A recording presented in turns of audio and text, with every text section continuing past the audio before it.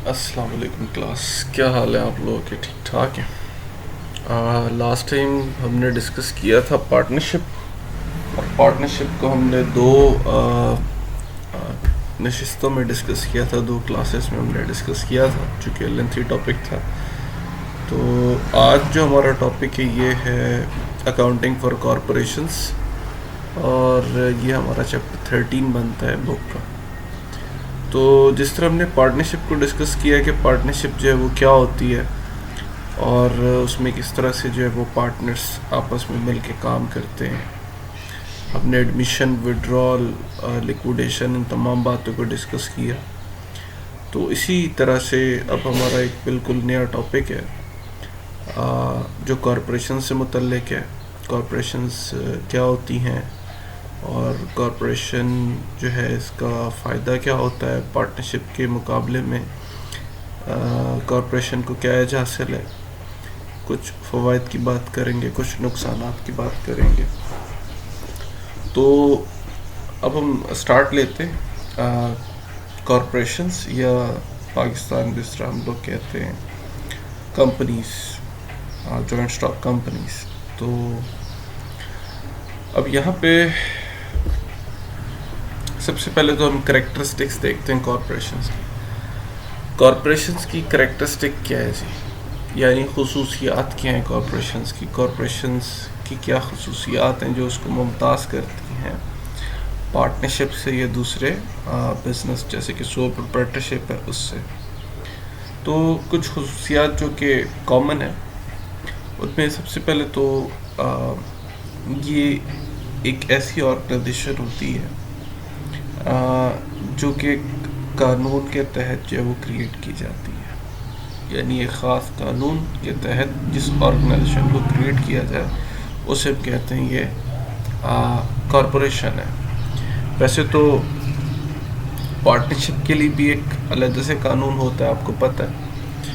और पार्टनरशिप तो ज़ुबानी कलामी भी हो जाती है ना, रिटर्न अगर आप डीड बना लेते हैं तो भी, अगर डीड नहीं भी है, ओरल एग्रीमेंट है, तो पार्टनरशिप तो हो जाएगी। लेकिन कॉरपोरेशन के लिए ओरल जो बातचीत है या ओरल बातचीत के ज़रिए कोई एसोसिएशन बनाना, तो ये कॉरपोरेशन के लिए जो है वो ऐसा नहीं हो सकता। यानी आप ज़ुबानी कलामी कोई कॉरपोरेशन नहीं बना सकते, और इसका एक बाकायदा जो लॉ है, कानून है, उसके तहत आपको इस पे चलना होता है।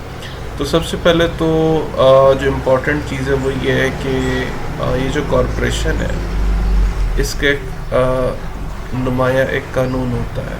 अब ज़ाहिर है अमेरिका में कोई और कानून है, पाकिस्तान में जो है वो हमारा डिफरेंट इसका कानून है। जैसे कि एक बड़ा मशहूर कानून है जो कि चलता आ रहा था, कंपनीज ऑर्डिनेंस 1984, और ज़ाहिर उसकी अमेंडमेंट हुई थी, और अब वो कंपनीज एक्ट 2017 के नाम से जो है वो अमेंड हुआ था।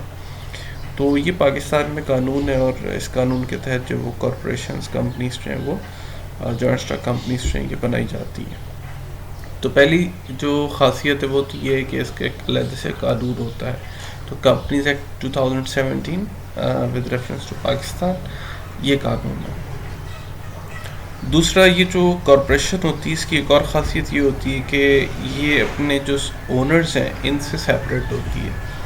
इसका मतलब है कि चूँकि एक ख़ास कानून के तहत इसको क्रिएट किया जाता है, तो इसका जो ताल्लुक़ है वो अपने ओनर से वैसा नहीं होता जैसे कि सोल प्रोप्राइटरशिप में एक नॉर्मली बिज़नेस है उसका होता है।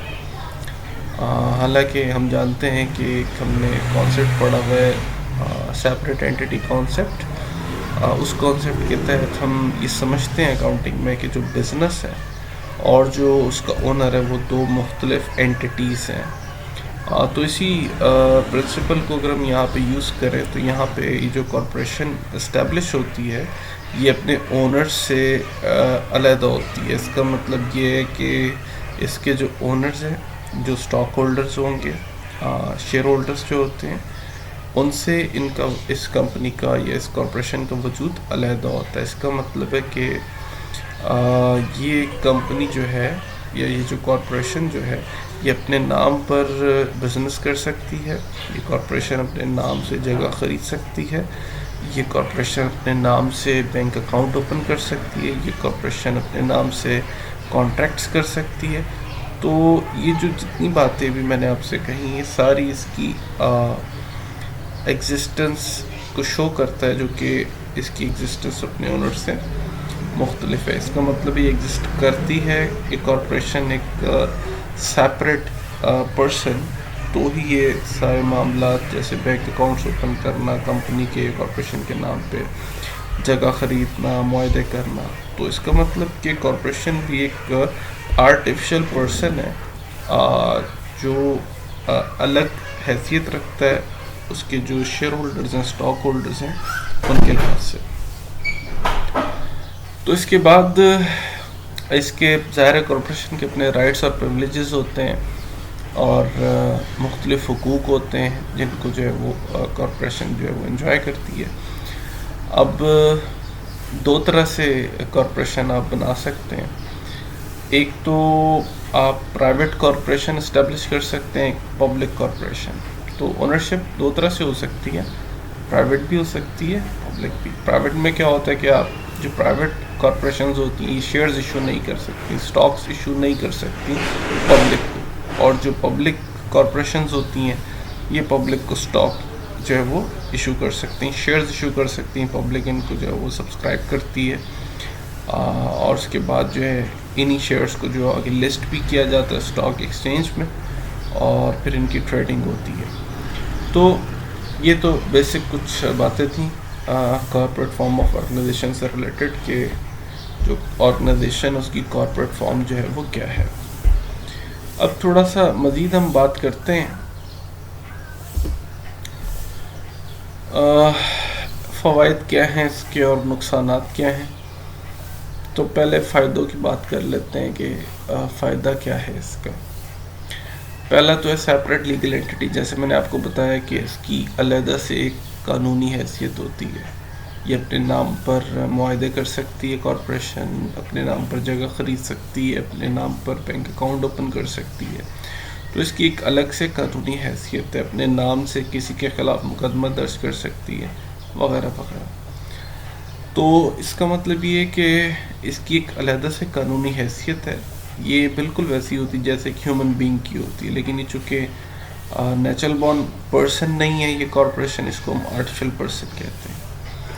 दूसरा limited liability of stock holders. जैसे कि हमने पार्टनरशिप में डिस्कस किया था कि पार्टनरशिप में नॉर्मली अनलिमिटेड लायबिलिटी होती है, लेकिन अगर आप लिमिटेड लायबिलिटी वाली पार्टनरशिप देखें तो उसमें भी हम पार्टनर्स की लायबिलिटी को लिमिट कर देते हैं। लिमिटेड लायबिलिटी का कॉन्सेप्ट क्या है कि अगर इन केस ऑफ डिफ़ॉल्ट, अगर लोन लिया हुआ डिफ़ॉल्ट हो जाता है, डेट लिया हुआ डिफ़ॉल्ट हो जाता है, तो सिर्फ आपकी जो बिज़नेस प्रॉपर्टी है, जो कैपिटल है, जो बिज़नेस में आपने इन्वेस्ट किया हुआ है, सिर्फ वही लायबल होगा, आपकी पर्सनल प्रॉपर्टी लायबल नहीं होगी लिमिटेड लायबिलिटी के केस में। तो अनलिमिटेड लायबिलिटी किसे कहते हैं, जिसमें आपकी personal as well as business property दोनों लायबल होती हैं अगर आप डेट जो है वो अदा नहीं करते।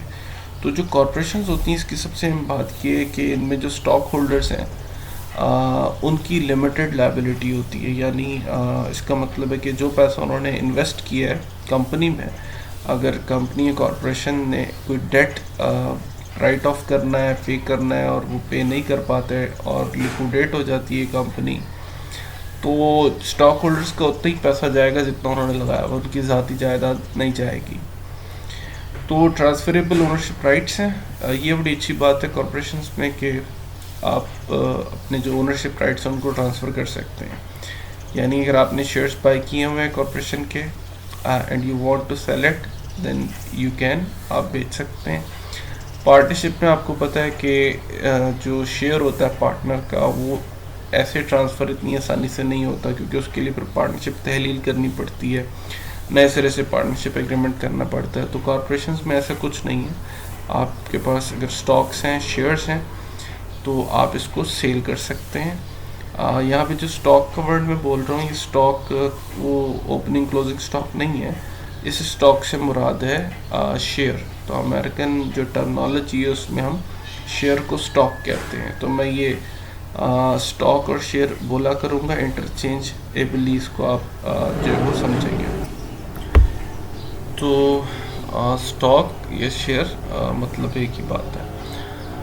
इसके बाद कॉन्टीन्यूस लाइफ कंपनी की एक बहुत अच्छी खासियत ये भी है, इसके फ़वाइद में जो आती है बात कॉरपोरेशन के, वो ये कि ये इसकी लाइफ मुसलसल होती है। यानी जब तक बिज़नेस चल रहा है कंपनी ऑपरेट करेगी, जब तक आप यूँ समझ लें कि डिफ़ॉल्ट नहीं करती कंपनी या लिक्विडेट नहीं होती अनलेस अनटिल के कोर्ट इसे लिक्विडेट करने का ऑर्डर कर दे या ये डिफ़ॉल्ट कर जाए। तो अगर ऐसे मामला नहीं होते तो कंपनी का बिज़नेस चलता ही रहेगा। यानी इसका मतलब ये है कि शेयर होल्डर्स के आने जाने से अगर शेयर होल्डर चेंज हो जाता है, उसकी डेथ हो जाती है या वो अपने शेयर सेल कर देता है, उस सूरतों में कॉरपोरेशन की लाइफ को कोई ख़तरा नहीं होता, कॉरपोरेशन का बिज़नेस चलता रहता है। पार्टनरशिप में क्या था कि अगर कोई पार्टनर जो उसकी डेथ हो गई है तो जाहिर है कि पार्टनरशिप तहलील हो जाती है और नए सिरे से आपको पार्टनरशिप मुआहदा करना पड़ता है। और फॉर एग्ज़ाम्पल अगर कोई पार्टनर नहीं आता तो वो बिज़नेस भी बंद हो सकता है। तो इस कॉरपोरेशन की ख़ास बात ये है कि कॉन्टीन्यूस लाइफ होती है, शेयर होल्डर के आने जाने से कोई फ़र्क नहीं पड़ता। इसके बाद जो एक और खसूसियत है इसकी, वो है lack of mutual agency for stock holders. Mutual agency नहीं होती स्टॉक होल्डर्स की। यानी आप ये देख लें, जैसे पार्टनरशिप में हमने डिस्कस किया था कि पार्टनर्स एक दूसरे के एजेंट हैं। इट मीन्स कि अगर कोई काम करना है किसी एक पार्टनर ने तो वो पहले दूसरे पार्टनर्स की राय लेगा और राय लेकर जो है वो कोई डिसीजन जो है वो लेगा। तो इसका मतलब है कि वो एक दूसरे के डिपेंडेंट होते हैं। तो यहाँ पे जो स्टॉक होल्डर्स हैं इनमें म्यूचुअल एजेंसी नहीं होती। इसका मतलब है ये एक दूसरे के बाहमी तौर पे एजेंट नहीं होते। तो वो फ्री हैं, अपने शेयर्स जो बेचना चाह रहा है बेच दे, जो होल्ड करना चाह रहा है होल्ड कर दे, जितने मर्ज़ी उसको गेन के ऊपर शेयर्स को सेल करे तो जब मर्ज़ी करे। तो इसका मतलब ये है कि स्टॉक होल्डर यहाँ पे थोड़ा सा फ्रीडम इंजॉय करता है एज़ कम्पेयर टू पार्टनरशिप। इस तरह ईज़ ऑफ कैपिटल एक्युमुलेशन है। ईज़ ऑफ कैपिटल एक्युमुलेशन से मुराद होता है कि कैपिटल इकट्ठा करना बड़ा आसान होता है कॉरपोरेशंस में। शेयर्स जो कि आपको पता है उनकी जो वैल्यू होती है वो डिफरेंट आप समझ लें कि रुपीस में अगर हम बात करें, जैसे पाकिस्तान में है 10 रुपी पब्लिक लिमिटेड कंपनी का शेयर है, तो डिफरेंट पार्ट्स में आप जो है वो अपने कैपिटल को जो है वो डिवाइड कर लेते हैं, स्मॉल उसके जो शेयर्स बना लेते हैं, हिस्से बना लेते हैं। अब चूँकि शेयर सर्टिफिकेट जो होता है या जो शेयर एक पर शेयर होता है उसकी वैल्यू बहुत कम होती है। जैसे मैंने बताया 10 रुपये अगर पब्लिक लिमिटेड कंपनी के एक शेयर है तो उसका मतलब ये बड़ी नॉमिनल सी वैल्यू और हर कोई इसको आसानी से बाय कर सकता है। तो इसका मतलब ये है कि कैपिटल की जो एक्युमुलेशन है कॉरपोरेशंस में वो बड़ी आसान होती है। मुख्तलिफ लोग अपनी ज़रूरत के मुताबिक जो है वो शेयर्स बाय कर लेते हैं और जितना इन्वेस्ट करना उस हिसाब से वो नंबर ऑफ़ शेयर्स बाय कर लेते हैं। तो कैपिटल जो है अच्छा खासा कॉरपोरेशंस में इकट्ठा हो जाता है, जबकि पार्टनरशिप में लिमिटेड एक कैपिटल की अमाउंट होती है। वो भी डिपेंड कर रहा होता है कि पार्टनर्स कितने हैं और वो कितना इन्वेस्ट कर सकते हैं। तो सबसे ज़्यादा आसानी से जो कैपिटल इकट्ठा होता है वो कॉरपोरेशंस में होता है, पार्टनरशिप और सोल प्रोप्राइटर्स की निस्बत, और ज़्यादा भी होता है। तो ये तो इसके कुछ फ़वाइद थे। नुकसानात की तरफ बढ़ते हैं। Governmental regulation. अब ज़ाहिर है कंपनी चूँकि एक सेपरेट लीगल एंटिटी है, तो सेपरेट लीगल एंटिटी होने के नाते आपको पता है कि इस पे जो गवर्नमेंट के कवायद ज़वाबित हैं, हुकूमती जो सरकारी कवायद ज़वाबित हैं, वो भी बड़े ज़्यादा होते हैं और सख्त होते हैं। चूँकि आपको पता है कि एक अलग से इसकी कानूनी हैसियत है, तो गवर्नमेंट जो है उसके रेगुलेशंस भी जो है वो ज़्यादा इस पर अप्लाई होते हैं। और आप यूँ समझ लें कि पार्टनरशिप और सोल प्रोप्राइटरशिप जो है उस पर हुकूमती कवायद बहुत ज़्यादा हार्श नहीं होता है एज़ कम्पेयर टू कंपनीज, क्योंकि कंपनीज को फिर सारा रिकॉर्ड मेंटेन करना पड़ता है और हर एक चीज़ जो है वो ओपन रखनी पड़ती है, क्योंकि पब्लिक से अगर पैसा लिया हुआ है तो ज़ाहिर है कि आपने अपने सारे बुक्स और अकाउंट्स ओपन रखने हैं, पब्लिक उसको कभी भी कहीं भी एक्सेस कर सकती है। सो गवर्नमेंटल रेगुलेशंस जो हैं ये बहुत सख्त होते हैं, और आपको गवर्नमेंट की हर चीज़ जो है जो रेलेवेंट टू कंपनीज है उसको आपने पूरा करना होता है। इसके अलावा जो कॉर्पोरेट टैक्सेशन है ये भी एक बड़ा डिसएडवांटेज है, क्योंकि डबल टैक्सेशन होती है कॉरपोरेशंस में। एक तो कंपनी ने जब अपना प्रॉफिट अर्न कर लिया कॉरपोरेशन ने, तो उस वक्त टैक्स लगेगा। दूसरे जो शेयर होल्डर्स जब उनको डिविडेंड डिस्ट्रीब्यूट होता है तो उस वक्त भी उन पर टैक्स लगता है, तो डबल टैक्सेशन होता है।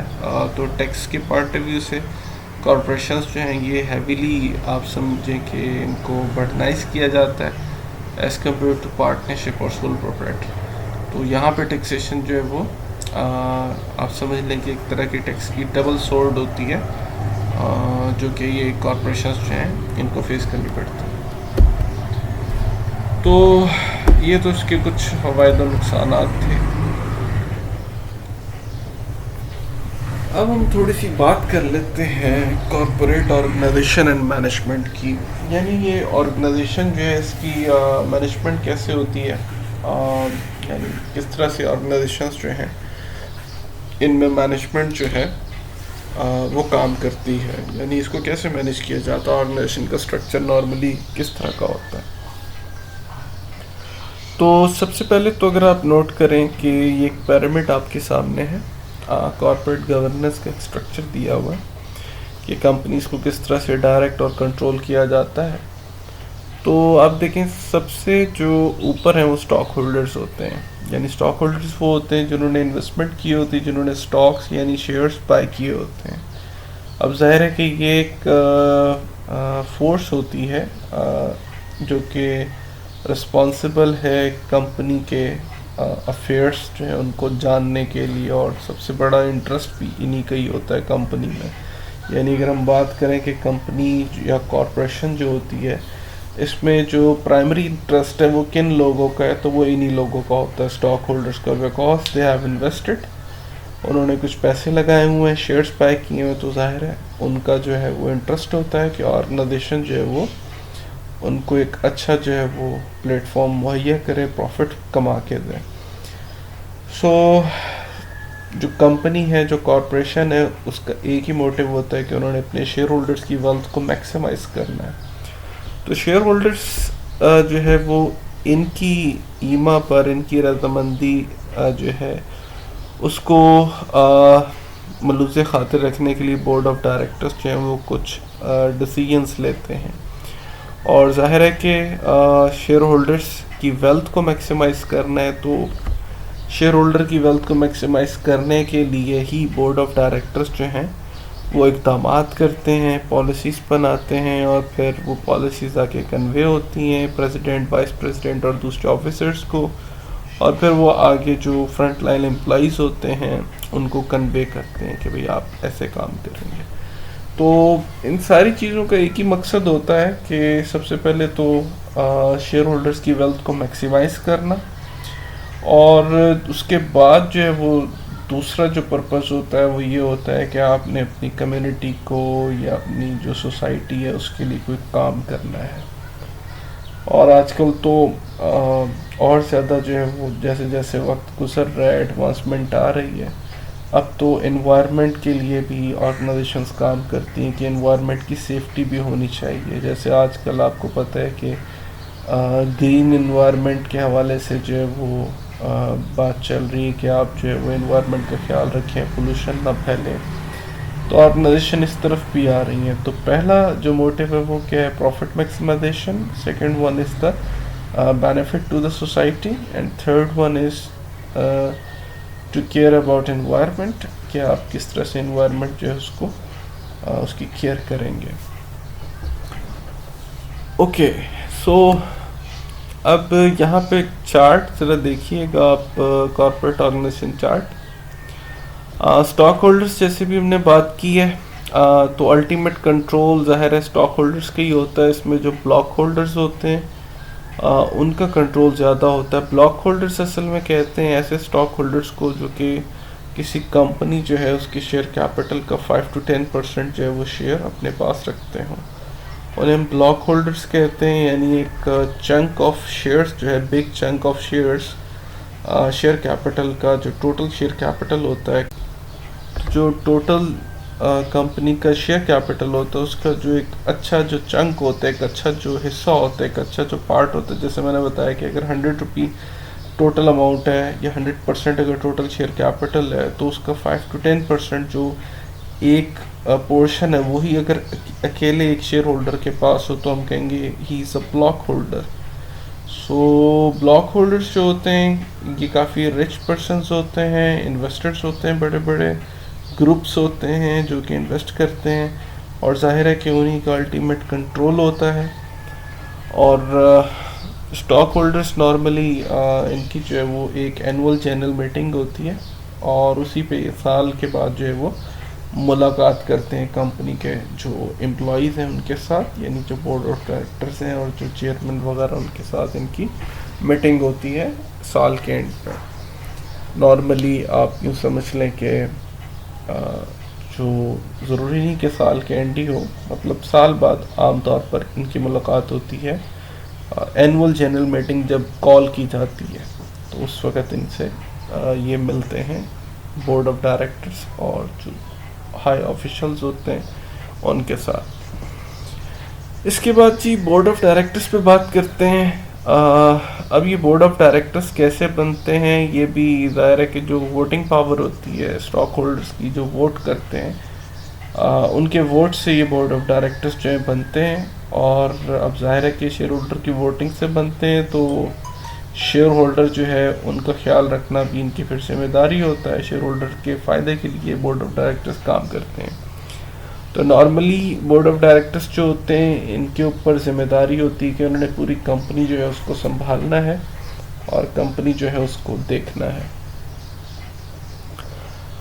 प्रेसिडेंट, अब ज़ाहिर है कि आगे बोर्ड ऑफ डायरेक्टर्स में जो फर्दर प्रेसिडेंट भी होता है, secretary, vice president finance, vice president production, marketing, और बहुत से ओहदे होते हैं। It depends upon company to company, लेकिन कुछ बेसिक ही हैं। अब राइट्स ऑफ स्टॉक होल्डर्स क्या क्या हैं जी, यानी स्टॉक होल्डर्स जो इनके हुकूक क्या हैं। तो पहला तो इनका ये है कि इनके पास वोटिंग राइट होता है। वोटिंग राइट से मुराद है कि ये वोट कर सकते हैं और ये अपनी मर्ज़ी से वोट कर सकते हैं। बोर्ड ऑफ डायरेक्टर्स के इंतखाब के लिए इनका वोट जो वो इस्तेमाल होता है। अब ज़ाहिर है कि जितनी ज़्यादा शेयर होल्डर्स के पास जो है वो शेयर्स होंगे, उसका जो वोटिंग राइट है वो उतना ही पावरफुल समझा जाता है।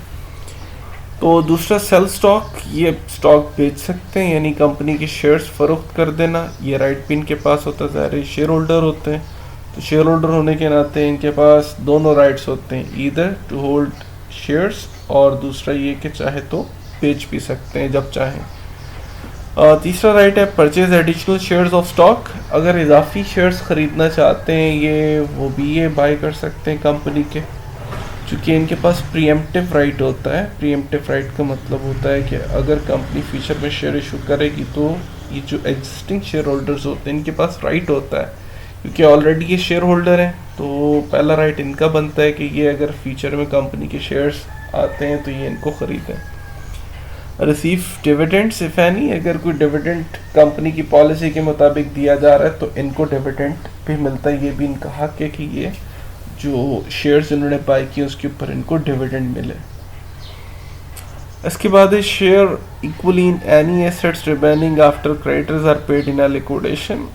और अगर कंपनी की लिक्विडेशन होती है और कंपनी के क्रेडिटर्स को पैसा दिया जाता है, जो डेट वगैरह लिया हुआ है वो राइट ऑफ किया जाता है, तो उसके बाद अगर कोई पैसा बच जाएगा तो वो भी ये शेयर होल्डर्स आपस में डिस्ट्रीब्यूट कर लेंगे। ये भी इनका राइट है। तो स्टॉक सर्टिफिकेट और उसकी जो ट्रांसफ़र है, नॉर्मली जैसे अभी आपके सामने एक ये सर्टिफिकेट की फ़ोटो आ रही है, तो ज़रूरी नहीं है कि इसी किस्म का हो, लेकिन इससे मिलता जुलता शेयर सर्टिफिकेट होता है। जैसे यहाँ पे ग्रीन बे पैकर्स इनकॉर्पोरेशन, चूँकि यूएस बेस्ड ये हमारे पास टेक्स्ट है, तो इसमें ज़ाहिर है कि यूएस बेस्ड ही उन्होंने आपको एग्जांपल के तौर पे शेयर सर्टिफिकेट दिया हुआ है। तो इसमें सिंपली आप समझ लें कि बस इतना लिखा होता है कि आपने कितने शेयर्स बाय किए हैं इस कंपनी के। जैसे कंपनी ग्रीन बे पैकर्स है, तो अगर आप यहाँ इन्वेस्टमेंट कर रहे हैं तो बताया जाएगा, आपका नाम लिखा जाएगा और बताया जाएगा आपने कितने पैसे इन्वेस्ट किए और कितने शेयर्स आपके हिस्से आए हैं। यानी आपने कितने शेयर्स बाय किए वो तादाद लिखी होगी और कितनी टोटल अमाउंट बनती है वो लिखा होगा। ठीक है, तो शेयर सर्टिफिकेट से मुराद, ये स्टॉक सर्टिफिकेट से मुराद है कि ये आप समझ लें एक तरह का एविडेंस होता है कि आप कंपनी के शेयर होल्डर हैं। अब यहाँ पे जैसे मैंने शुरू में भी आपको बताया कि जो शेयर कैपिटल होता है उसको स्मॉल यूनिट्स में डिस्ट्रीब्यूट कर लिया जाता है और हर यूनिट को एक शेयर कहा जाता है। तो each unit of ownership is called a share of stock. हर जो ओनरशिप का यूनिट है उसको हम शेयर ऑफ स्टॉक कहते हैं। और जो स्टॉक सर्टिफिकेट होता है ये मैंने अभी बताया कि एक एविडेंस के तौर पे इस्तेमाल होता है। जिसके पास भी ये स्टॉक सर्टिफिकेट होगा वो स्टॉक होल्डर या शेयर होल्डर कहलाएगा। ओके, तो जब भी स्टॉक बेचा जाता है तो स्टॉक होल्डर जो है वो साइन कर देता है back of the stock certificate, क्योंकि उसके नाम पे होता है। तो वो साइन कर देता है कि जी मैंने जो है ये फ़रोख्त कर दी अपनी मर्ज़ी से, ताकि नेक्स्ट जो बायर है जिसने इसको बाय किया है और उसके पास भी सबूत रहे कि जी उसने परचेज़ की है और जिससे परचेज़ किया उसके सिग्नेचर मौजूद है, ताकि बाद में वो अंदराज करवा सके कंपनी के रजिस्टर में कि भाई देखें अब मैं शेयर होल्डर हूँ, वो पुराना शख्स शेयर होल्डर नहीं है। ओके, अब हम कुछ बात करते हैं कैपिटल स्टॉक की। कैपिटल स्टॉक या शेयर कैपिटल एक ही बात है। कैपिटल स्टॉक से मुराद होता है कि जो आपका शेयर्स का जो जितने भी शेयर्स हैं उनसे हासिल होने वाला जो कैपिटल है। जैसे कंपनी जब शेयर्स इशू करती है तो ज़ाहिर है कंपनी के पास इकट्ठा पैसा जमा होता है।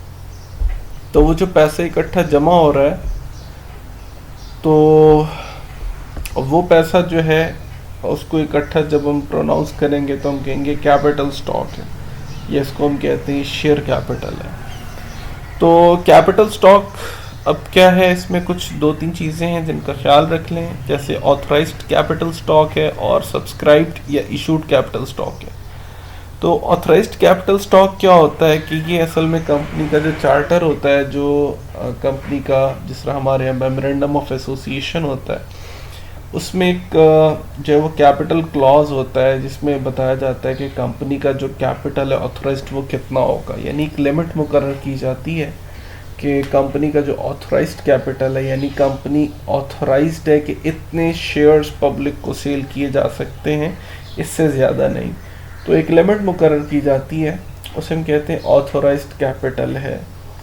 ये लिमिट बाद में इन फ्यूचर चेंज भी हो सकती है। अगर आपका बिज़नेस वॉल्यूम ग्रो कर गया है तो आप जो है वो अपने चार्टर में या मेमोरेंडम ऑफ एसोसिएशन में इसको चेंज भी करवा सकते हैं। जैसे हमारे यहाँ SECP है, securities exchange commission of Pakistan, जो कि कंपनीज और कॉरपोरेशंस को जो है वो लुक आफ्टर करता है। तो आप इसको चेंज भी कर सकते हैं, करवा सकते हैं ऑथराइज्ड कैपिटल की लिमिट को इन फ्यूचर। तो बहरहाल ऑथराइज्ड कैपिटल बेसिकली एक लिमिट होती है कि कंपनी मैक्सिमम इतने शेयर्स पब्लिक को इशू कर सकती है और इससे ज़्यादा नहीं कर सकती। और इशूड कैपिटल जो है ये जितने इशू किए होते हैं वो होते हैं। जैसे फॉर एग्जांपल अगर आपको एक कंपनी को ये कहा गया कि आप 1000 शेयर्स से ज़्यादा इशू नहीं कर सकते, ये आपकी लिमिट है, तो 1000 शेयर्स जो है ये कंपनी का ऑथराइज कैपिटल होगा। जबकि अगर इन थाउजेंड्स में रहते हुए company for example 300 share issue कर देती है तो हम कहेंगे कि इशूड कैपिटल हमारा 300 शेयर्स का है। तो ऑथराइज कैपिटल हमेशा ज़्यादा होता है क्योंकि ये एक मैक्सिमम रेंज होती है शेयर इशू करने की, और जो इशूड कैपिटल है ये नॉर्मली ऑथराइज से कम ही होता है। सो इशूड कैपिटल या सब्सक्राइब कैपिटल से मुराद है कि वो स्टॉक, वो कैपिटल जो कि शेयर होल्डर्स को आपने जो है वो उनसे लिया है और उनको शेयर्स इशू किए हैं। तो एक एग्जांपल भी है यहाँ पे, जैसे आप देखें कि 250 मिलियन ऑथराइज कैपिटल है पार वैली स्टॉक की ये है, जबकि शेयर्स जो हैं इशू जो किए गए हैं और आउटस्टैंडिंग है, इशूड आउटस्टैंडिंग एक ही बात होती है, यानी सब्सक्राइब हैं जो शेयर होल्डर्स के पास हैं,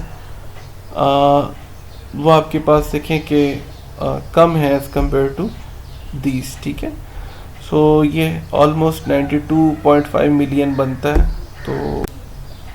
तो पार वैल्यू से मुराद है कि ऐसी वैल्यू जो कि शेयर सर्टिफिकेट के ऊपर दर्ज होती है कि एक शेयर कितने का है। जैसे अभी मैंने आपको बताया था कि जैसे ये शेयर सर्टिफिकेट है, तो इस सर्टिफिकेट के ऊपर जो वैल्यू लिखी होगी उसको हम कहेंगे ये हमारे पास पार वैल्यू है ऑफ शेयर। यानी जो आपका स्टॉक सर्टिफिकेट है, शेयर सर्टिफिकेट है, उसके ऊपर जो शेयर की पर ईच शेयर वैल्यू लिखी होती है उसको हम पार वैल्यू या फेस वैल्यू कहते हैं, ठीक है।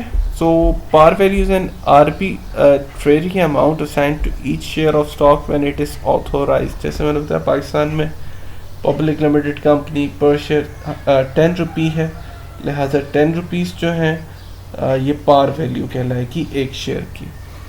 इसी तरह से मार्केट प्राइस क्या होती है? ज़ाहिर है मार्केट प्राइस और पार वैल्यू एक जैसी चीज़ें नहीं होती। मार्केट प्राइस से मुराद है कि मार्केट में आपका जो कंपनी का शेयर है वो किस प्राइस पे चल रहा है, उसकी कीमत क्या चल रही है। ज़रूरी नहीं है कि वो पार वैल्यू के बराबर ही हो। जैसे पार वैल्यू के 10 रुपये तो आपके मार्केट में यानी स्टॉक एक्सचेंज में भी वो 10 रुपये का ही हो या 10 रुपये में ट्रेड हो रहा हो, ऐसी बात नहीं है। वो कम में भी हो सकता है, वो ज़्यादा में भी हो सकता है। मसलन अगर कॉन्फिडेंस, जो मार्केट का कॉन्फिडेंस अगर आपकी कंपनी पर है तो आपकी कंपनी का शेयर जो है वो ज़्यादा कीमत पे ट्रेड होगा, उसकी प्राइस ज़्यादा होगी। और अगर कॉन्फिडेंस नहीं है तो जाहिर है कि फिर वो प्राइस जो है वो फेस वैल्यू या पार वैल्यू से नीचे भी जा सकती है। सो मार्केट प्राइस जो है ये वो अमाउंट होती है जिस पे आपका शेयर जो है मार्केट में सेल होता है, बेचा जाता है। अब क्लासेस ऑफ स्टॉक, स्टॉक जो है इसमें par value, no par value, stated value, इसको भी हम डिस्कस करते हैं तफसील से। तो कॉमन स्टॉक पे आते हैं। सबसे पहले कॉमन स्टॉक कहते हैं ऑर्डिनरी स्टॉक, एक आम शेयर जो सिंपल शेयर होता है उसे हम कहते हैं कॉमन स्टॉक। एक प्रेफर्ड स्टॉक भी होता है, प्रेफर्ड स्टॉक भी आगे आएगा। प्रेफर्ड स्टॉक होता है तरजीही जो हिस्से होते हैं, तरजीही हिस्सा जो होता है उस पर भी हम डिस्कशन करते हैं प्रेफर्ड स्टॉक क्या होता है और कॉमन स्टॉक से क्या फ़र्क है। बहरहाल कॉमन स्टॉक सिंपल जो जनरल पब्लिक को इशू किया जाता है उन्हें हम कहते हैं ये कॉमन स्टॉक है। सो अब एक इसमें केस है पार वैल्यू पर इशू करने का, यानी अगर आप स्टॉक जो इशू करते हैं, शेयर इशू करते हैं पार वैल्यू के ऊपर। पार वैल्यू किससे कहते हैं? पार वैल्यू से मुराद है कि जो बेसिक शेयर सर्टिफिकेट के ऊपर वैल्यू दर्ज होती है। जैसे मैंने बताया 10 रुपये का एक शेयर है तो 10 रुपये पार वैल्यू है। सो अब यहाँ पे देखिएगा ज़रा, एक एग्जांपल है, इसको हम पढ़ लेते हैं। कह रहा हूँ जून 5 Delon स्नोबोर्ड्स incorporation issued 30,000 shares of $10 par value stock for $12 per share। हाँ, अब देखें कह रहे हैं एक कंपनी है उसने 30,000 शेयर्स इशू किए हैं और इनकी जो पार वैल्यू है ना स्टॉक की वो $10 है, ठीक है। यानी $10 पर शेयर है पार वैल्यू ऑफ स्टॉक, और कह रहे हैं ये इशू कितने में की हैं? $12 पर शेयर में। अब जाहिर है कि अगर तो आप इसको $10 में इशू करते हैं, मसलन अगर मैं एक सिंपल एग्जांपल ले रहा हूँ कि $10 पार वैल्यू है ना इसकी स्टॉक की, और आप इसको $10 में इशू करते भी, तो यहाँ पे लिखा है ना $12 पर शेयर में इशू किया। तो सिंपल हाइपोथेटिकल एग्जांपल समझ लें, अगर आप ये $10 का शेयर $10 में इशू कर देते हैं, इसकी प्राइस यही आप डिमांड करते हैं शेयर होल्डर से, तो फिर एंट्री क्या होगी? सिंपल एंट्री होती cash debit, common stock credit, और जाहिर है कि 30,000 शेयर्स हैं, $10 का एक है तो 30,000 × 10 3 लाख से आपकी एंट्री बननी थी। कैश डेबिट होना था 3 लाख से और कॉमन स्टॉक क्रेडिट होना था 3 लाख से, बस। तो cash to common stock entry बननी थी 3 लाख, इसकी अमाउंट आनी थी अगर आप इसको $10 के ऊपर ही इशू करते, इशू प्राइस भी आप $10 ही रखते, जो कि फेस प्राइस है, पार वैल्यू है शेयर की। अब जाहिर है इस एग्जांपल में उसने आपसे कहा कि $10 इसकी पार वैल्यू, लेकिन आप इशू इसको कर रहे हैं $12 में। अच्छा, ऐसा क्यों है भाई? $12 में आप इशू क्यों कर रहे हैं? इसका मतलब है कि आप समझते हैं कि आपकी कंपनी का शेयर जो है ये मार्केट में कुछ वर्थ रखता है, और अगर आप इसको थोड़े महंगे दामों इशू करेंगे पब्लिक को, तो पब्लिक इसको बाय करेगी। क्यों बाय करेगी? बिकॉज आपका मार्केट में नाम है, आपकी गुडविल है, आपकी रेपुटेशन है। तो आप प्रीमियम चार्ज कर रहे हैं, यानी अपने शेयर के ऊपर एक्स्ट्रा अमाउंट आप चार्ज कर रहे हैं, एक्सेस अमाउंट आप चार्ज कर रहे हैं, जो कि उसकी फेस वैल्यू से ज़्यादा। तो अब इस केस में अगर हम बात करें तो $10 पार वैल्यू है, और आप $12 जो है इसको उस पर इशू कर रहे हैं, तो ज़ाहिर है इसका मतलब $2 पर शेयर आप एक्स्ट्रा ले रहे हैं, और जो कि प्रीमियम होगा, जिसे हम एक्सेस कहेंगे। सो अब इस केस में एंट्री क्या होगी? तो ज़ाहिर है कि आप देखें, जब आप शेयर इशू कर रहे हैं तो $12 के हिसाब से शेयर इशू कर रहे हैं, तो अगर तो पीपल इसको सब्सक्राइब कर लेते हैं तो एंट्री क्या होगी? अब ज़ाहिर है लोगों ने तो आपको $12 के हिसाब से पे करना है ना, तो 30,000 टू 12 करेंगे तो 3,60,000 कैश आ जाएगा कंपनी के बैंक अकाउंट में। और आप ज़ाहिर है कि उनको शेयर इशू करना है, वो अपने सर्टिफिकेट अलॉट करना है, तो आपकी लायबिलिटी बनेगा ना ये कैपिटल। अब कंपनी का कैपिटल क्या है?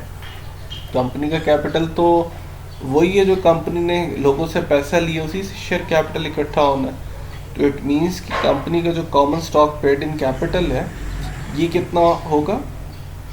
क्रेडिट ₹10 इसकी पार वैल्यू। इसका मतलब है कंपनी का जो एक शेयर है वो ₹10 का, उसके शेयर सर्टिफिकेट के ऊपर लिखा हुआ है ₹10। तो इसका मतलब है कंपनी की लायबिलिटी भी ₹10 के हिसाब से, या यहाँ पे $10 के हिसाब से बनेगी। तो इसका मतलब 30,000 टू 10 दैट इज़ 3 लाख, जबकि कैश आपके पास 360 आया। तो ये जो 60,000 एडिशनल आ रहा है, ये क्या है? बेसिकली ये वही प्रीमियम है जो ₹2 पर शेयर आप एक्स्ट्रा ले रहे हैं। तो अब आप खुद कैलकुलेट कर लें कि 30,000 शेयर है, और हर शेयर पर ₹2 एक्स्ट्रा आप ले रहे हैं प्रीमियम के, तो 30,000 मल्टीप्लाई 2 60,000। तो ये जो आपके पास एक्सेस आएगा पेड इन कैपिटल से, जो एक्सेस आप अमाउंट ले रहे हैं, वो 60,000 क्रेडिट होगी, क्योंकि प्रीमियम, आप इसको प्रीमियम भी कह सकते हैं। तो प्रीमियम ऑन कॉमन स्टॉक और excess paid in capital in excess, जो आप पैसे ले रहे हैं 60,000, वो आप क्रेडिट करेंगे। इस तरह आपकी डेबिट और क्रेडिट एंट्रीज लेवल हो जाएंगी। ठीक है, तो ये तो बात थी सिंपली। एक और अब केस में आपको बता देता हूँ। अगर आप यही शेयर जो 30,000 शेयर्स हैं कंपनी $10 पार वैल्यू पे हैं, और यहाँ पे भी हमने एग्जांपल देखी ₹12 के हिसाब से, $12 के हिसाब से, और सिंपल एक मैंने $10 के हिसाब से पहले भी आपको बताई। तो एक और एग्जांपल कंसिडर कर लें कि अगर ये पार वैल्यू $10 है, और आप इसको अब $8 पे इसको जो है वो इशू करते हैं। अब इसका मतलब क्या है कि $8 यानी पार वैल्यू $10 है, आप 10 से भी नीचे इसको इशू कर रहे हैं। तो इसका मतलब ये हुआ कि आप जो है वो डिस्काउंट पे इशू कर रहे हैं। तो फिर उस केस में एंट्री क्या होनी थी कि 30,000 टू 8 करना था आपने, तो 2,40,000 कैश आ जाना था आपका इधर। कॉमन स्टॉक आपने $10 के हिसाब से रिकॉर्ड करना था, क्योंकि सर्टिफिकेट, जो शेयर सर्टिफिकेट, उसके ऊपर $10 लिखा हुआ। तो 30,000 इंटू 8 करते तो आपके पास कैश आना था 240। 30,000 टू 10 करते तो क्रेडिट में कॉमन स्टॉक आना था 3 लाख से, और जो डेबिट में गैप रह जाना था 60,000 का, वो बेसिकली आपका होना था डिस्काउंट, जो कि आप इशू ऑफ शेयर्स के ऊपर दे रहे हैं 60,000 का, वो भी डेबिट होना था। तो उस केस में ये एंट्री होनी थी। तो बहरहाल ये तो बेसिक कॉन्सेप्ट था। अब ज़रा यहाँ पे हम देख लेते हैं कि आपका जो है वो बैलेंस शीट में इसका इम्पेक्ट क्या जाएगा। तो ये एक सिंपल एग्जांपल है, ठीक है, और इसमें वही बात है कि अभी आपने लेट से 30,000 शेयर्स इशू किए, 3 लाख का तो कॉमन स्टॉक हो गया। प्रीमियम जो आपने लिया था पेड इन कैपिटल यानी एक्सेस ऑफ पार, जो आप पैसे ले रहे थे 12 रुपये के हिसाब से आपने इशू किया, तो इसका मतलब है कि आपने जो है वो 60,000 एक्स्ट्रा लिया, तो वो भी इसमें ऐड हो जाएगा। और ये पहले से एक एग्जांपल बुक में दी हुई है रिटेन्ड अर्निंग कि तो अगर कोई प्रॉफिट वगैरह पिछले साल का है रिटेन्ड अर्निंग की सूरत में, तो वो भी आप इसमें ऐड कर देंगे, तो आपके पास ये स्टॉक होल्डर इक्विटी बनती है। तो इसे हम कहते हैं स्टॉक होल्डर इक्विटी है। और स्टॉक होल्डर इक्विटी में आपके जो शेयर कैपिटल होता है, प्रीमियम रिजर्व्स होते हैं, वो इसका पार्ट होते हैं। तो इस सवाल में वैसे अभी इसने ये रिटेन्ड अर्निंग का डिस्कस नहीं किया था, लेकिन सिर्फ समझाने के लिए आपको बताया कि रिटेन्ड अर्निंग अगर मौजूद हो तो वो भी आपके जो कैपिटल होता है और जो प्रीमियम होता है उसमें ऐड करके बैलेंस शीट में लिखी जाती है। तो बैलेंस शीट में जब आप स्टॉक होल्डर इक्विटी शो करेंगे तो ये अमाउंट आएगी, अगर रिटेन्ड अर्निंग्स आपके पास सवाल में दी हुई है तो। अगर नहीं दी हुई तो फिर 3 लाख जमा 60,000, 3,60,000 ही लिखेंगे। अभी हम इसकी एग्जांपल्स देखेंगे, तो फिर ये तो एक सिंपल सा सिनेरियो था जो हमने एक्सप्लेन किया। ले जी, अब आते हैं issuing stock for non cash assets, यानी नॉन कैश एसेट्स के अगेंस्ट स्टॉक इशू करना। अभी तो हमने ये देखा ना कि आप कंपनी को कैश चाहिए होता है और कंपनी जो है वो शेयर्स इशू कर देती है। और अब हम देखते हैं कि अगर कैश के अलावा कोई दूसरा एसेट कंपनी को मिल जाए तो कंपनी उसके अगेंस्ट शेयर इशू करती है तो क्या करते हैं, इस बारे में हम बात कर रहे हैं।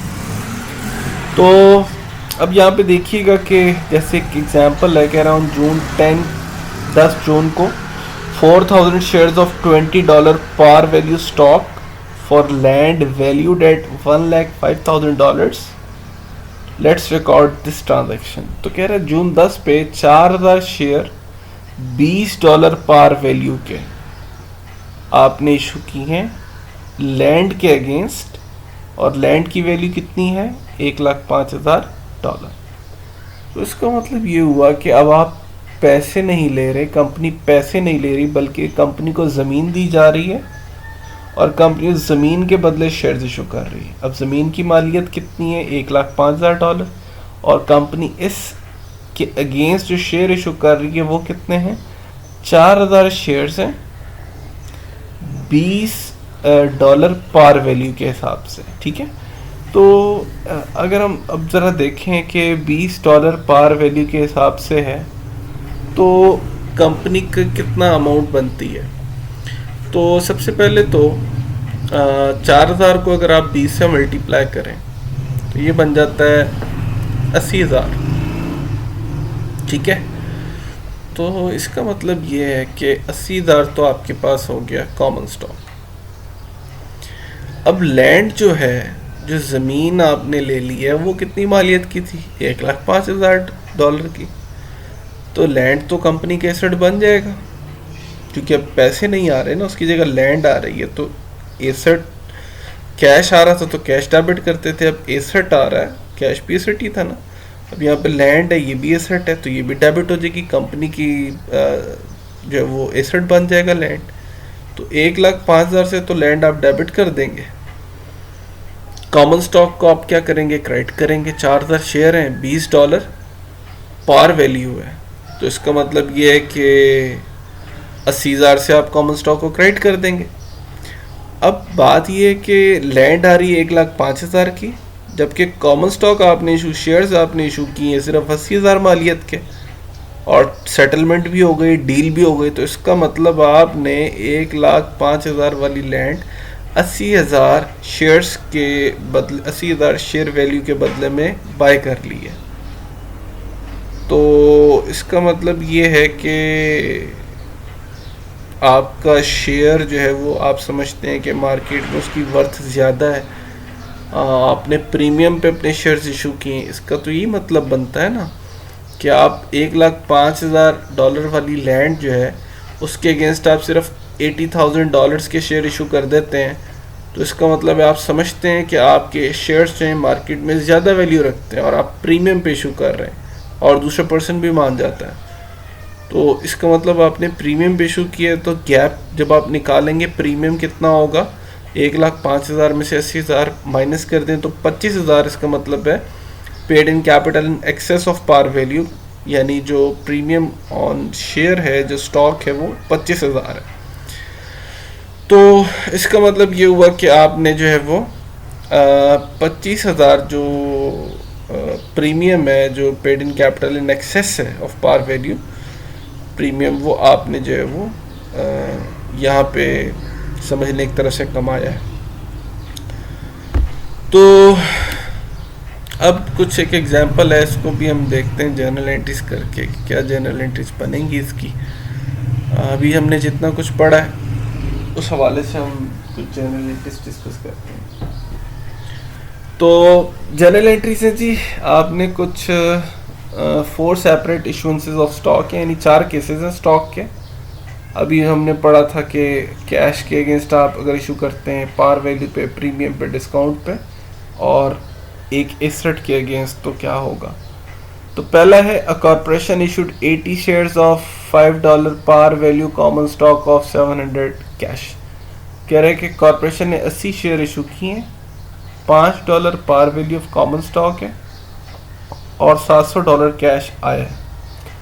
अब पहले तो आप हिसाब लगाएं कि 80 शेयर इशू किए हैं जी, $5 पार वैल्यू है, तो इसका मतलब $5 का एक शेयर है, 80 शेयर है, तो कितने पैसे बनते हैं, 18 to 5 करेंगे ना आप, ठीक है। तो 18 to 5 तो $400 आता है। तो आप कितने कैश के अगेंस्ट इशू कर रहे हैं, $700 के अगेंस्ट, यानी $400 तो वैसे कॉमन स्टॉक बनता है, तो आप तो $700 ले रहे हैं कैश, यानी $300 आपका क्या होगा, पेड इन कैपिटल एक्सेस होगा, यानी प्रीमियम होगा। तो जब आप इसकी एंट्री देखेंगे तो ये देखें, आप इसकी एंट्री क्या करेंगे, कैश अकाउंट डेबिट, क्योंकि 700 तो आप कैश ले रहे हैं स्टॉक होल्डर से, जबकि कॉमन स्टॉक जो आप इशू कर रहे हैं वो $5 पार वैल्यू पे है, तो इसका मतलब 80 शेयर इशू कर रहे हैं, तो 18 to 5 400 से ये क्रेडिट हो गया कॉमन स्टॉक। अब आपको पता है कैश आपने 700 लिया है, कॉमन स्टॉक आप क्रेडिट कर रहे हैं 400 से, तो 300 जो है वो कहाँ है, वो 300 आपका प्रीमियम है, paid in capital in access है पार वैल्यू, तो ये हम क्रेडिट करेंगे। तो पहले केस की तो ये एंट्री हो जाएगी। इसके बाद बात करते हैं सेकंड की, a corporation issued 40 shares of no par common stock to its promoters in exchange for their efforts. Promoters वो होते हैं जो कंपनी की बुनियाद रखते हैं, फाउंडेशन रखते हैं, कंपनी को रजिस्टर्ड कराते हैं। तो अब ज़ाहिर है प्रोमोटर्स भी जो है उनको मुआवजा देना पड़ता है। तो अगर प्रोमोटर्स को आप पैसे नहीं देते, मुआवजा नहीं देते, तो आप उन्हें कहते हैं कि हम आपको शेयर्स दे देते हैं कंपनी के। तो अगर वो मान जाएं तो ये ठीक है, वो शेयर्स भी ले सकते हैं। तो कह रहा है कि कॉर्पोरेशन ने 40 शेयर जो है वो no par common stock issue किए प्रोमोटर्स को उनकी एफर्ट्स के अगेंस्ट, यानी उनको पैसे नहीं दिए, फीस नहीं दी और शेयर इशू कर दिए हैं। एस्टिमेटेड टू बी वर्थ $800, और कह रहे हैं कि ये $800 मालियत के 40 शेयर्स हैं। तो स्टॉक हैज़ अ $1 पर शेयर स्टेटेड वैल्यू, जबकि स्टॉक जो है उसकी जो स्टेटेड वैल्यू $1 पर शेयर है, ठीक है जी। अब यहाँ पे अगर आप नोट करें तो अब प्रोमोटर्स को जब हम पैसे देते हैं ना, तो ये हमारी कंपनी का खर्चा होता है, ठीक है, यानी कंपनी का एक्सपेंस होता है कि हमने प्रोमोटर्स को वन टाइम जो है वो पैसे पे करने। तो अब आप देखें 40 शेयर आप दे रहे हैं प्रोमोटर्स को और आपने उसकी वर्थ बताई है $800 की, राइट। प्रोमोटर्स ने कहा ठीक है जी हम ले लेते हैं, जबकि स्टॉक की जो स्टेटेड वैल्यू है, जो पार वैल्यू है, वो $1 है, फेस वैल्यू $1 है। इसका मतलब ये हुआ कि ऑर्गेनाइजेशन एक्सपेंस जो आपने प्रोमोटर्स को पे करने उसको तो आप डेबिट करेंगे क्योंकि वन टाइम एक्सपेंस है। आपने कितने से डेबिट किए, 800 से। जाहिर है कि प्रोमोटर क्यों माना है आपसे शेयर लेने पर, आपने उसको कहा जी 40 शेयर मैं आपको दे रहा हूँ, इसकी वर्थ जो है ना वो $800 के बराबर है। तो ज़ाहिर है प्रोमोटर के जो चार्जेस थे वो $800 के आसपास होंगे, तो आप जो है वो आपसे माना होगा ना कि ठीक है मैं शेयर्स ले लेता हूँ।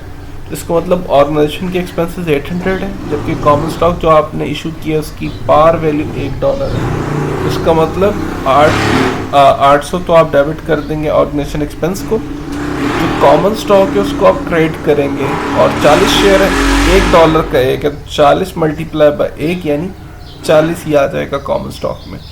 तो इसका मतलब ये है कि 800 के एक्सपेंस है और $40 में आप निपटा लिए उसको।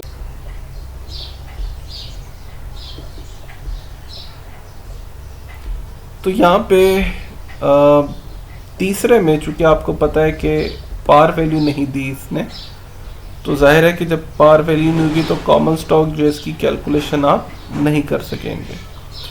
ठीक है, सो कॉमन स्टॉक की जब कैलकुलेशन नहीं होगी तो वैल्यू कैसे आप लिखेंगे? तो इस केस में आप क्या करेंगे कि 40 शेयर्स हैं, लेकिन आपको नहीं पता कि इनकी पार वैल्यू क्या है, स्टेटेड वैल्यू क्या है, तो आप मल्टीप्लाई तो नहीं कर सकते ना, कैलकुलेट तो नहीं कर सकते कि यहाँ पे क्रेडिट में क्या आएगा।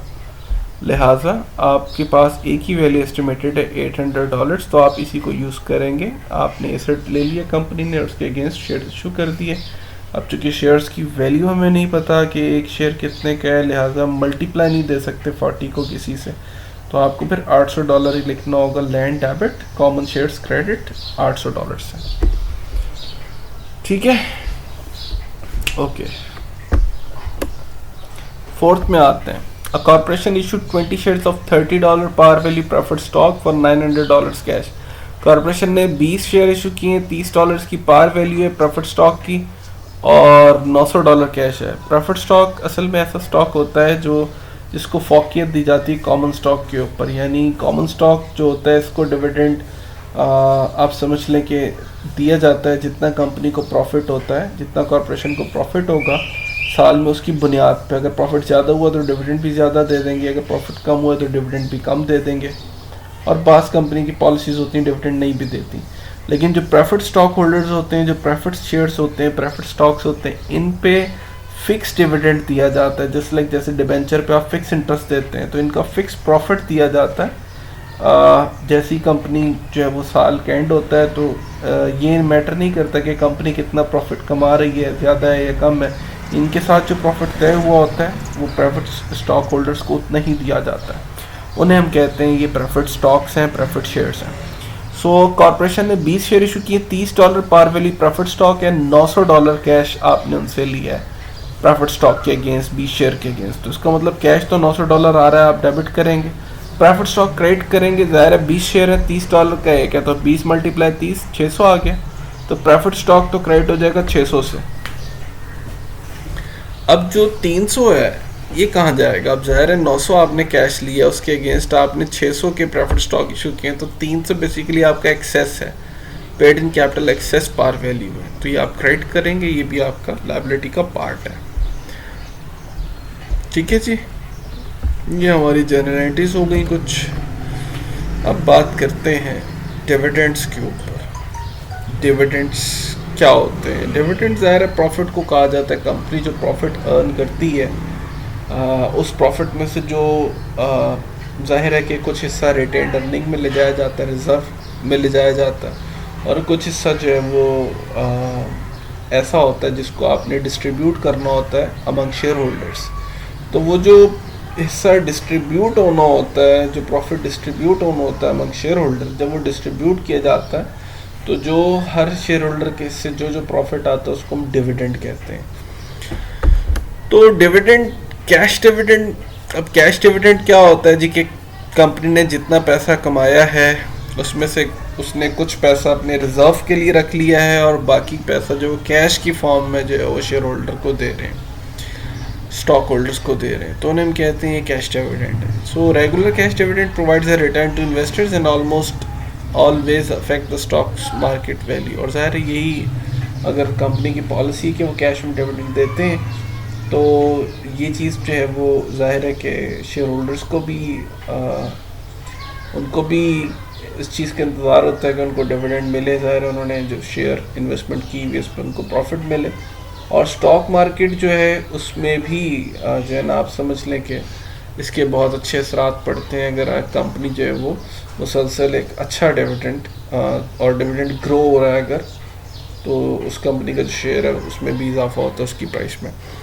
सो अब यहाँ पे कैश डिविडेंड के लिए कॉरपोरेशन के लिए क्या क्या चीज़ों का होना ज़रूरी है, यानी अगर कंपनी कैश डिविडेंड देना चाहती है तो क्या कौन सी बातें जो है वो जिसकी वजह से वो इस पोजीशन में होगी कि आसानी से कैश डिविडेंड दिया जा सके।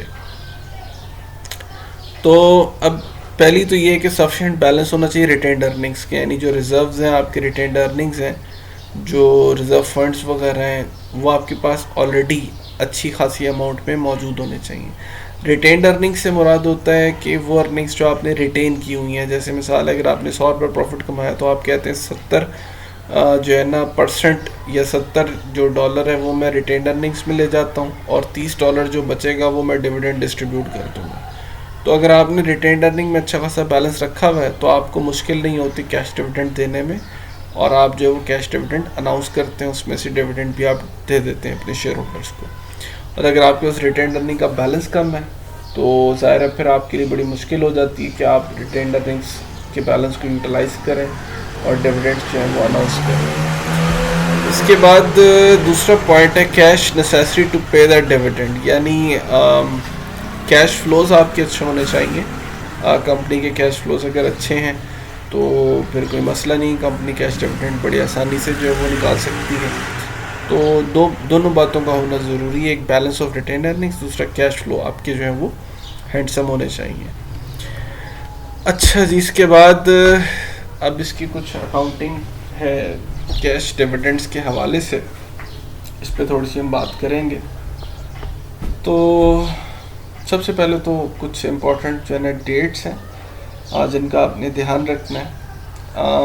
यानी डिविडेंड जब दिया जाता है तो उसको आपने जर्नलाइज कैसे करना है, एंट्री क्या पास करनी है, तो उस पर तारीख़ों का ध्यान रखना है। पहला क्या है, सबसे पहले तो जब डिक्लेयर होता है डिविडेंड, डिक्लेयर होने का मतलब जब अनाउंस किया जाता है कि इतना डिविडेंड दिया जा रहा है, डिक्लेयर किया जाता है कि डिविडेंड दिया जा रहा है, तो कंपनी की एंट्री करती है। डेट ऑफ रिकॉर्ड, यानी रिकॉर्ड से मुराद है कि जब कंपनी ने जो है वो उसको नोट करना अपने पास, तो ज़ाहिर है कि उसकी कोई एंट्री नहीं होती। जब आपने डिक्लेयर कर दिया आप उस टाइम एंट्री कर चुके होते हैं तो रिकॉर्ड पर कोई एंट्री नहीं होता। रिकॉर्ड यानी कंपनी के रिकॉर्ड्स में उसको जो जब आप लिखते हैं। और डेट ऑफ पेमेंट से मुराद है वही कि जब आप कैश डिविडेंड पे कर देते हैं अपने शेयर होल्डर्स को, तो उस टाइम जो है वो पेमेंट रिकॉर्ड करने की एंट्री आपने करनी होती है। तो जाहिर है कि जब कंपनी डिक्लेयर करती है कि शेयर होल्डर्स को हमने डिविडेंड देना है, तो जब कंपनी ने डिक्लेयर कर दिया तो कंपनी की लायबिलिटी बन गई है डिविडेंड। अब जाहिर है कंपनी ने अनाउंस कर दिया ना, तो कंपनी की जिम्मेदारी बन गई है कि उसने ये डिविडेंड देना है, और जाहिर है कि जब पेमेंट करेंगे तो फिर ये लायबिलिटी ख़त्म हो जाएगी, तो इसको डेबिट कर लेंगे। तो हम देखते हैं इसकी जर्नलिटीज़ क्या बनती हैं। लेट्स से एक एग्जांपल है, जनवरी 9 के ऊपर $1 पर share cash dividend is declared. $1 जो है वो एक शेयर के ऊपर कैश डिविडेंड डिक्लेयर किया जा चुका है on G tech incorporation 5000 common shares outstanding. कह रहा है कि जी टेक कॉर्पोरेशन है जी, इन्होंने 5000 शेयर्स इशू किए में, 5000 शेयर्स इन्होंने इशू किए में और $1 फी शेयर इन्होंने कैश डिविडेंड डिक्लेयर कर दिया है। सो डिक्लेयर कर दिया तो इसकी एंट्री अलग होगी, और जब ये पे करेंगे इसकी एंट्री अलग होगी, ठीक है। तो ये डिक्लेयर किया जनवरी 9 पे, कह रहा था dividend will be paid on February 1 to stock holders of record on 22 January. Right, कह रहा है कि फरवरी 1 को पे किया जाएगा और रिकॉर्ड इसका उन्होंने किया 22 जनवरी को, राइट।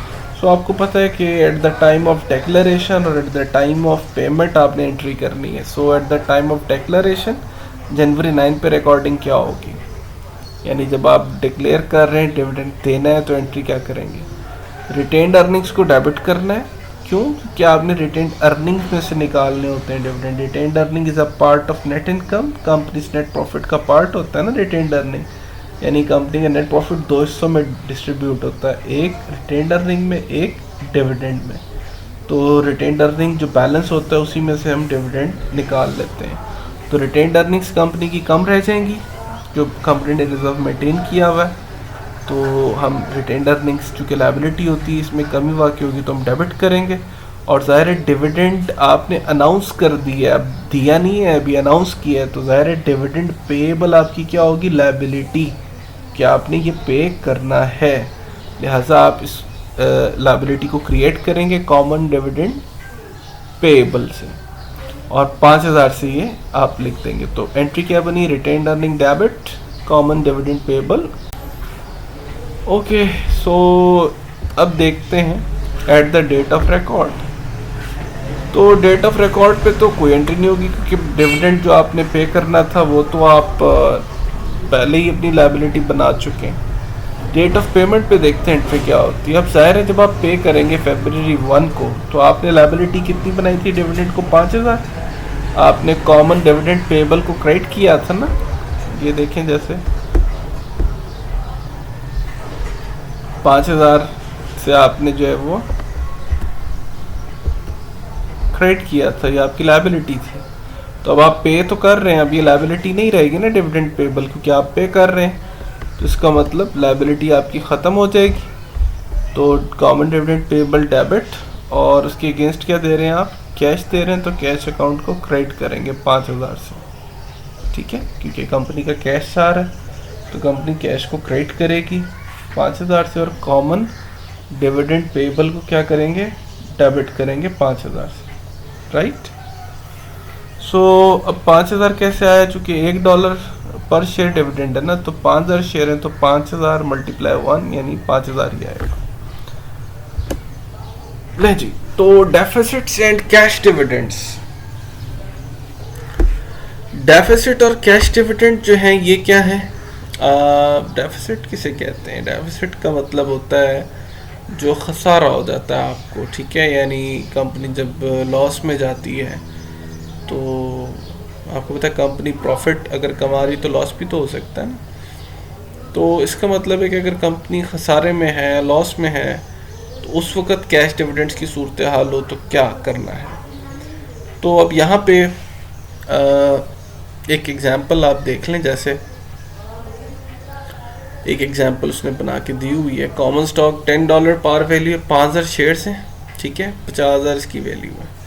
रिटेन्ड अर्निंग का डेफिसिट चल रहा है 6,000 का, यानी इसका मतलब है कि लास्ट टाइम कंपनी लॉस में गई थी पिछले साल, तो उसका कोई बैलेंस आ रहा है रिटेन्ड अर्निंग्स का -6,000।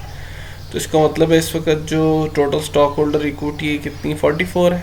जाहिर है कि पिछला लॉस भी तो रिकवर करना है ना, तो stock holder equity 50,000 -6,000 retain earnings, तो इस वक्त जो स्टॉक होल्डर इक्विटी है वो 44,000 की इनफैक्ट मौजूद है।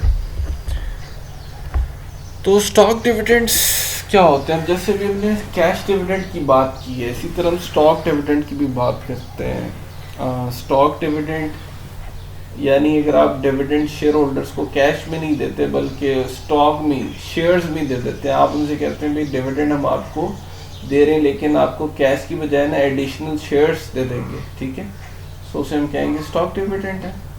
शेयर होल्डर अगर राजी हैं, उन्हें पता स्टॉक की वैल्यू मार्केट में बढ़ रही तो वो मान जाएंगे, ठीक है, हम इसको सेल कर देंगे। सो स्टॉक में डिविडेंड्स भी दिए जाते हैं, आप शेयर्स की सूरत में भी दे सकते हैं। तो distribution of corporation own share to its stock holder without receiving any payment return, यानी अगर कॉर्पोरेशन अपने ही शेयर अपने स्टॉक होल्डर्स को दे देते हैं और उनको कोई पेमेंट जो है वो नहीं देनी पड़ती शेयर होल्डर्स को, तो हम कहते हैं स्टॉक डिविडेंड्स है।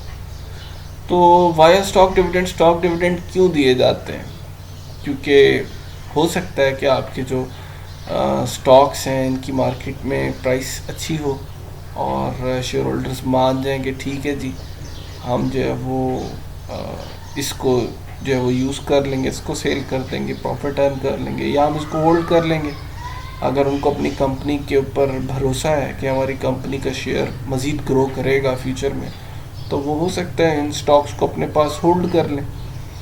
तो ये भी एक मुमकिन बात है कि शेयर होल्डर्स मान जाते हैं कि ठीक है कंपनी कैश की बजाय हमें एडिशनल शेयर्स दे दे, स्टॉक की सूरत में हमें डिविडेंड दे दे।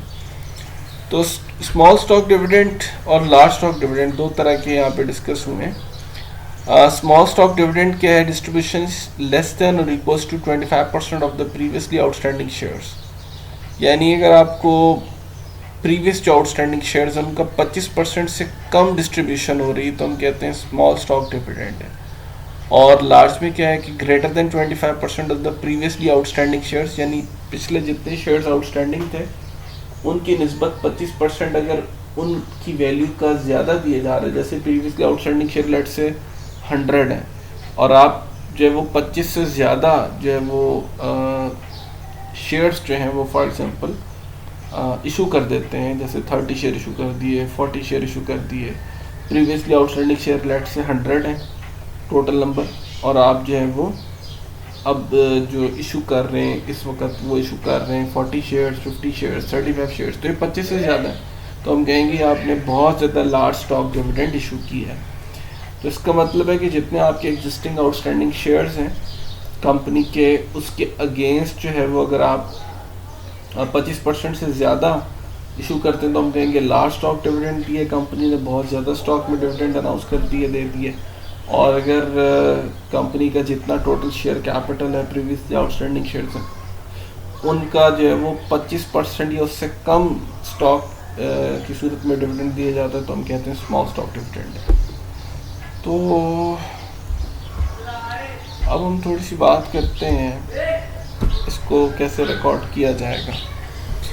तो स्मॉल स्टॉक डिविडेंड रिकॉर्ड अगर आपने करना है तो कैसे करेंगे, यहाँ पे देखें एग्जांपल है। Quest has 10,000 shares of $1 par value stock outstanding, यानी कंपनी है क्वेस्ट, इसके 10,000 शेयर्स हैं और $1 पार वैल्यू इनकी, यानी एक शेयर की पार वैल्यू $1 है, ठीक है, आउटस्टैंडिंग है, ये इशूड कैपिटल है आपका। तो यानी ये शेयर इशू है में 10,000 टोटल शेयर्स, ठीक है। कह रहा है on December 31 quest declared 10% stock dividend. कह रहा है December 31 पे क्वेस्ट कंपनी ने डिक्लेयर किया है कि हम 10% स्टॉक डिविडेंड देंगे। आप मुझे बताएं कि जो 10% स्टॉक डिविडेंड है ये स्मॉल स्टॉक डिविडेंड है कि लार्ज। अब जैसे मैं दोबारा आपको लास्ट एग्जांपल में ले चलता हूँ। अभी मैंने आपसे कहा था कि अगर 25% से कम देंगे तो इसका मतलब क्या स्मॉल है, और 25% से ज़्यादा अगर आप स्टॉक में डिविडेंड दे रहे हैं तो इसका मतलब लार्ज है। तो ये 10% है ना, तो इट मीन्स स्मॉल है। तो 10% स्टॉक डिविडेंड दे रहे हैं आप when the stock was selling for $15 पर शेयर, और इस वक्त आपका जो स्टॉक की मार्केट वैल्यू है, सेलिंग प्राइस है, वो 15 पर शेयर है, ठीक है।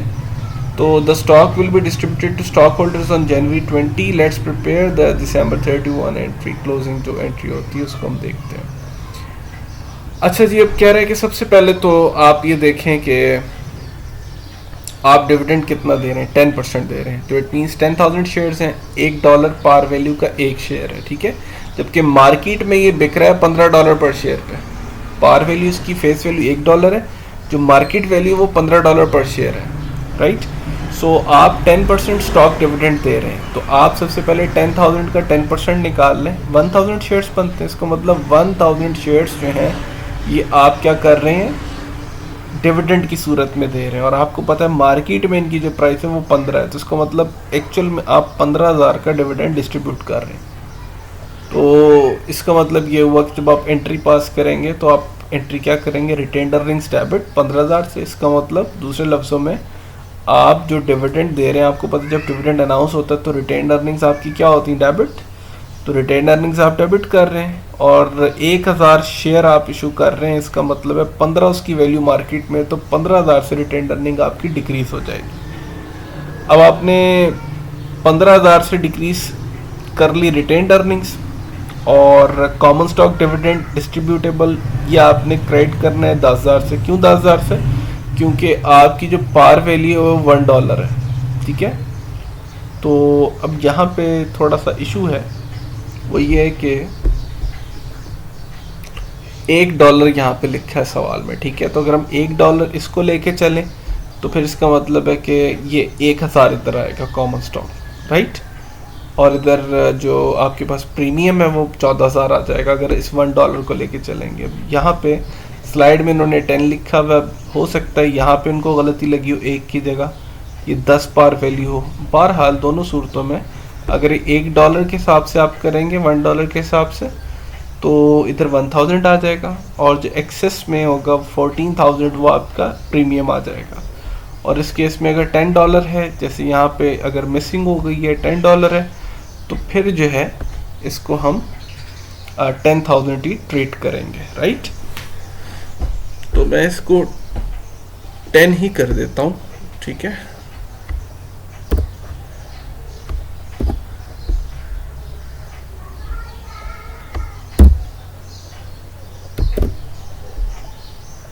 ओके जी, तो 10 कर दिया है इसको। अब ये मामला आपका मेरा ख्याल है ठीक हो जाएगा। ओके जी, ये तो हो गई स्मॉल स्टॉक डिविडेंड की रिकॉर्डिंग।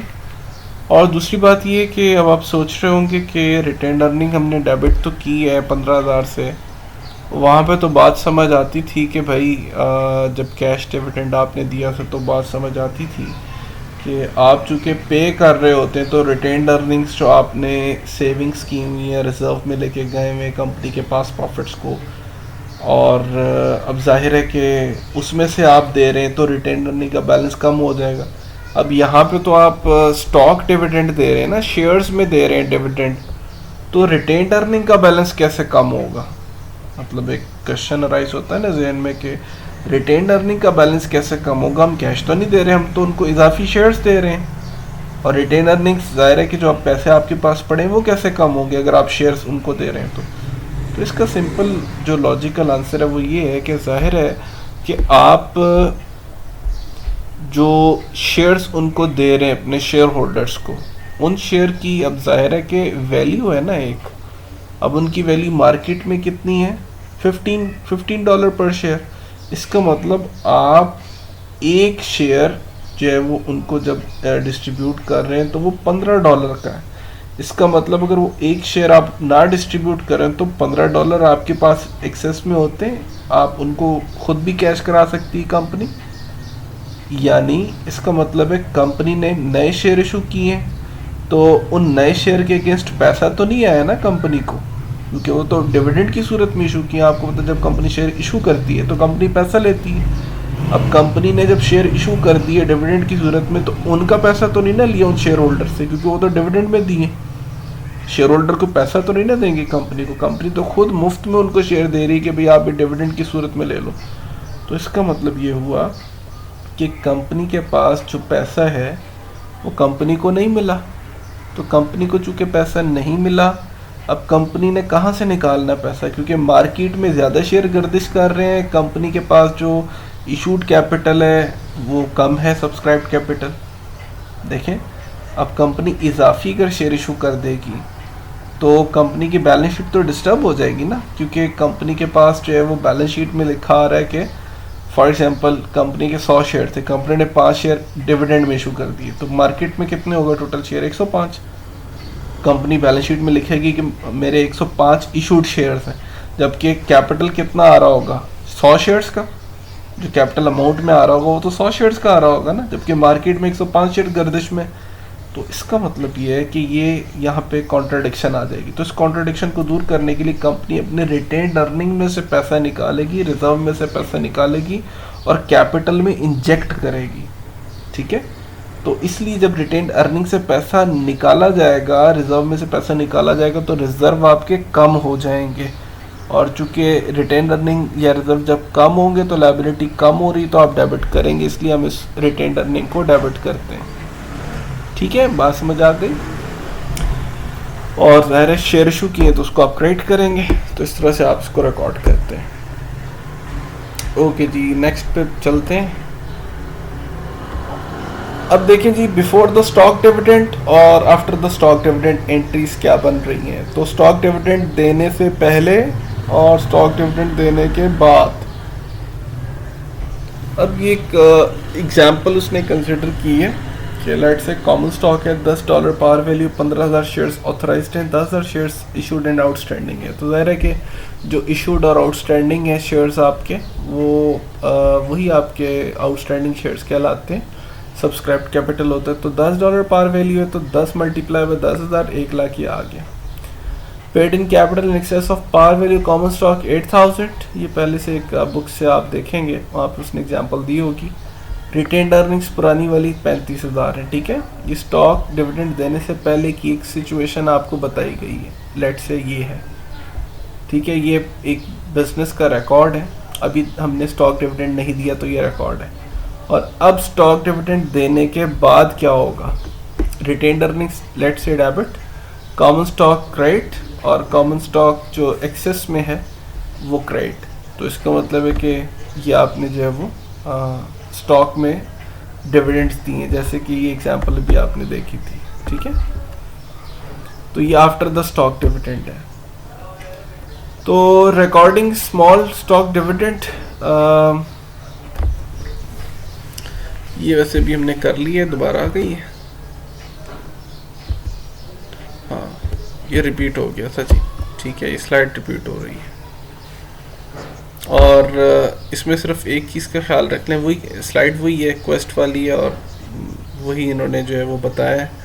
सिर्फ अब फ़र्क ये है कि यहाँ पे जो है ना कोई प्रीमियम नहीं आ रहा, ठीक है। मसलन जितने का है उतने ही आपने इसको रिकॉर्ड कर लिया। बहरहाल अगर पिछली स्लाइड समझ लिए तो it's okay. Large stock dividend है, लार्ज स्टॉक डिविडेंड को देखें कैसे हम जो है ना वो रिकॉर्ड करते हैं। रिकॉर्डिंग वैसी ही होनी है, ये बात याद रखें। लार्ज में बस ये होता है कि अगर आप 25% से ज़्यादा का स्टॉक इशू कर रहे हैं, अपने आउटस्टैंडिंग स्टॉक जितना है उसके हिसाब से, अगर आप आउटस्टैंडिंग स्टॉक का 25% या उससे ज़्यादा इशू कर देते हैं तो हम कहते हैं लार्ज स्टॉक डिविडेंड है। एंट्री पे कोई फ़र्क नहीं पड़ने वाला, एंट्री वही होती है, रिटेन्ड अर्निंग डेबिट करते हैं, common stock dividend distributable credit करते हैं। तो यहाँ पे जैसे आप देखें कि 30% के करीब जो है वो स्टॉक डिविडेंड दिए जा रहे हैं, तो ज़ाहिर है मोर देन 25% है, तो इसका मतलब कि 3,000 शेयर्स आप एडिशनल जो है वो डिस्ट्रीब्यूट कर रहे हैं। तो 3,000 शेयर्स ज़ाहिर है 30% अगर आप अनाउंस कर रहे हैं, 10,000 टोटल आपके आउटस्टैंडिंग शेयर्स हैं, तो 3,000 शेयर्स एक अच्छी खासी बड़ी अमाउंट है जो आप अनाउंस कर रहे हैं एज ए डिविडेंड। तो हम कहेंगे कि हाँ ठीक है, ये हमारा लार्ज स्टॉक डिविडेंड है, लेकिन एंट्री वही बनेगी, retained earning to common stock dividend distributable, यानी जो आप डिस्ट्रीब्यूट कर रहे हैं एज ए डिविडेंड। तो $10 पार वैल्यू तो ज़ाहिर है 30,000 के हिसाब से आपका रिटेन्ड अर्निंग डेबिट होगा, और 30,000 के हिसाब से कॉमन स्टॉक डिविडेंड क्रेडिट हो जाएगा। ओके जी, स्टॉक स्प्लिट हैं हमारे पास। स्टॉक स्प्लिट्स पे थोड़ी सी हम बात कर लेते हैं और देखते हैं कि स्टॉक स्प्लिट्स क्या होते हैं। अब ऐसा भी होता है कि आप जो है वो कुछ एडिशनल शेयर्स अनाउंस कर देते हैं स्टॉक होल्डर्स को, उनकी परसेंट जितनी उन्होंने ओन की होती है शेयर्स में।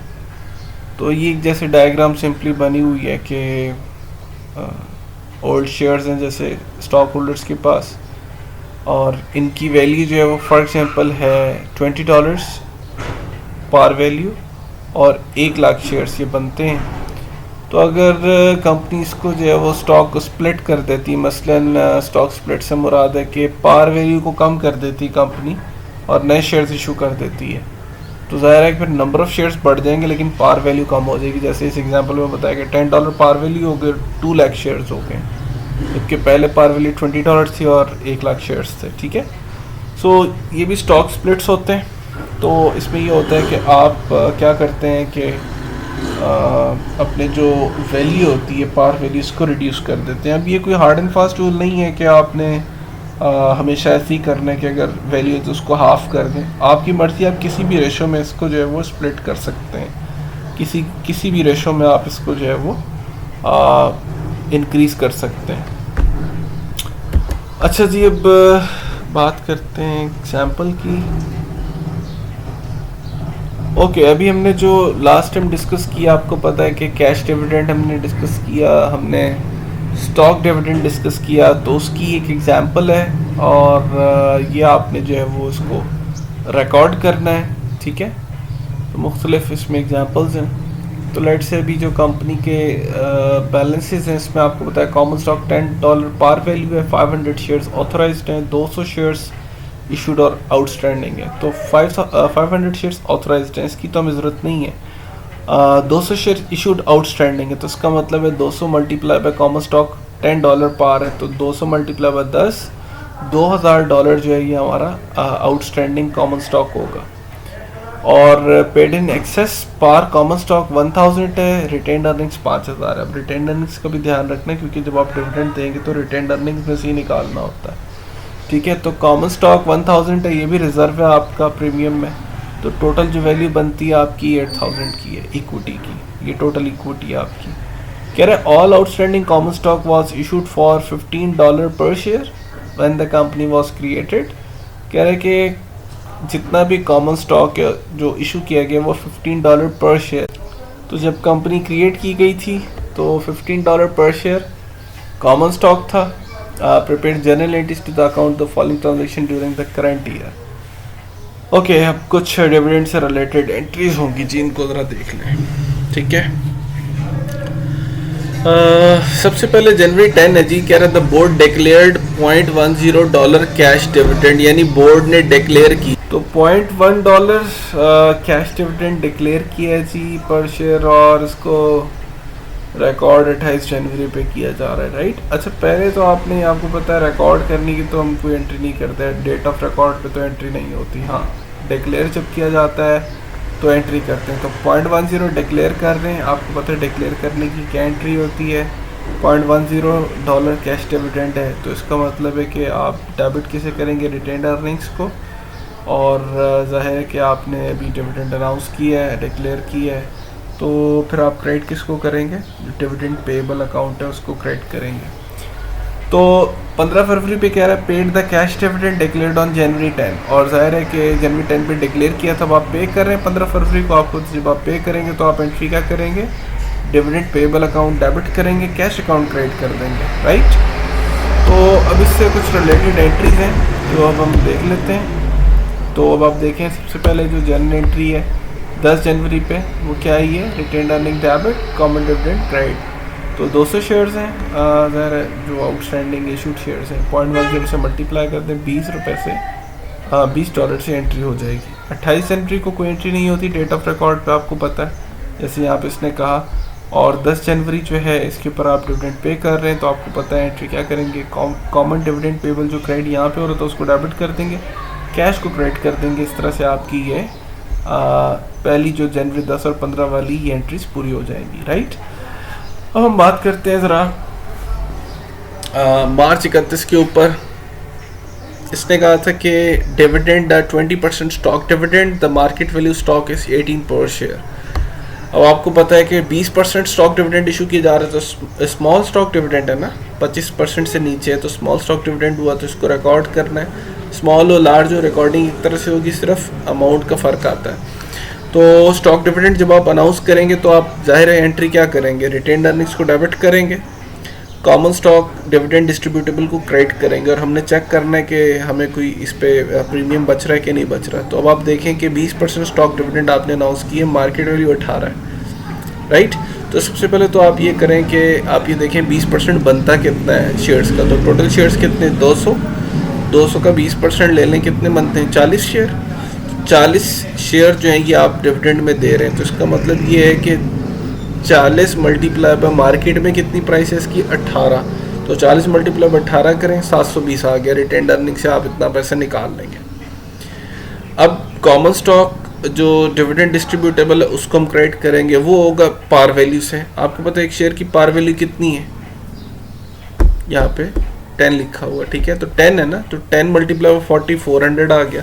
इसका मतलब 400 रुपये वाला शेयर आप इशू कर रहे हो, जिसकी मार्केट में 18 रुपये वाली वैल्यू, यानी 10 रुपये आपके पास वैल्यू है जो पार है, जबकि मार्केट में 18 का बिक रहा है। तो कॉमन स्टॉक डिविडेंड जो आपने शेयर इशू किया उसको तो आप पार वैल्यू पे रिकॉर्ड करोगे, क्योंकि उसके ऊपर फेस प्राइस 10 रुपये लिखी हुई है, $10 लिखी हुई है, तो उसका मतलब 40 × 10 400। अब हम बात करते हैं कि इसका जो पेड इन कैपिटल एक्सेस है वो कितना होगा। 720 माइनस 400, जाहिर है कि 320 आपके पास एक्सेस में आ जाएगा। तो ये आपका प्रीमियम है कॉमन स्टॉक के ऊपर, paid in capital excess of par value. ये तो बात हो गई इसके हवाले से ये जो आपने डिक्लेयर किया था, ठीक है। डिस्ट्रीब्यूट जब आप करेंगे तो फिर क्या एंट्री होगी? मतलब मे 1 को डिस्ट्रीब्यूट किया जा रहा है जो डिक्लेयर हुआ था 31 मार्च पे, तो मे 1 पे डिस्ट्रीब्यूट करेंगे तो जाहिर है कि पहले अनाउंस किया था कॉमन स्टॉक डिविडेंड डिस्ट्रीब्यूटेबल था, और अब आप डिस्ट्रीब्यूट कर रहे हैं तो आप क्या करेंगे? Common stock dividend distributable debit, common stock credit. तो ये $10 पार वैल्यू से ही रिकॉर्ड करना है, क्योंकि $10 पे एंट्री है तो आप $10 पे ही करेंगे। ओके जी, यानी 400 के हिसाब से, $400 के हिसाब से अमाउंट आ जाएगी 40 इंटू 10, क्योंकि फेस के ऊपर 10 है। ओके, नेक्स्ट आ जाए। अब यहाँ पे मे 1 पे हमने बात की है, ठीक है। तो अब यहाँ पे नेक्स्ट एंट्री हमारे पास बनेगी मे 1 पे, दिसंबर 1 पे। ओके जी, दिसंबर 1 पे अगर आप नोट करें तो कह रहे डिस्ट्रीब्यूट किया है, डिक्लेयर किया दिसंबर 1 पे 40% stock dividend, the market value 25 पर शेयर। तो बात वही है, 40% स्टॉक डिविडेंड है, 40% लेंगे पहले 200 का, 200 शेयर्स थे ना आपके, तो 200 का 40% लेंगे तो ये कितना आ जाएगा? 96 शेयर्स टोटल। ओके, 40s के अभी जो रिसेंटली इंक्रीज हुए मई में 40 शेयर्स इसने इजाफी दिए थे ना, ये वाले 40 शेयर्स, ठीक है। इनका भी तो लेना है ना फिर हमें 40%।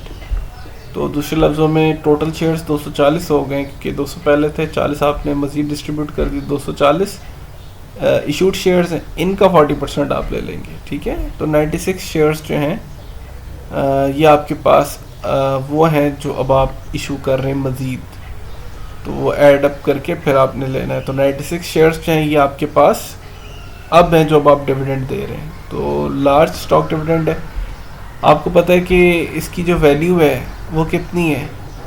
10, पार वैल्यू तो 10 ही है ना, 960।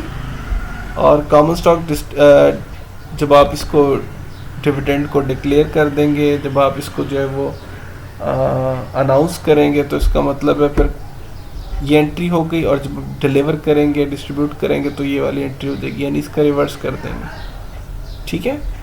तो ये एंट्रीज बेसिकली आप इसमें परफॉर्म करेंगे।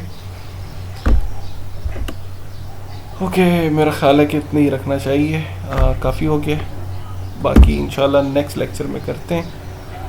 सो इशूएंस ऑफ प्रेफर्ड स्टॉक, इसको इंशाल्लाह हम नेक्स्ट लेक्चर में डिस्कस करते हैं। तो यहाँ तक का जो काम है वो आप इसको लेक्चर को अच्छी तरह समझ लें। अगर कोई चीज़ नहीं समझ आ रही, मुश्किल लग रही, तो आपने मुझसे डिस्कस करना है, ठीक है जी। ओके, अब इसके कुछ सवाल हैं वो भी मैं आपको बता देता हूँ, बल्कि सवालों को भी देख लें, आपको बुक से मैं बता देता हूँ कौन कौन से सवाल अभी तक आप अटेम्प्ट कर लेंगे इसके।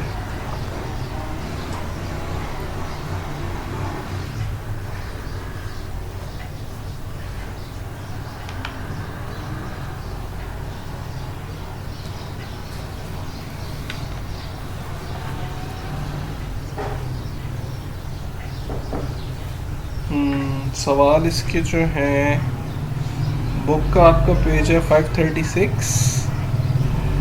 536 पेज के ऊपर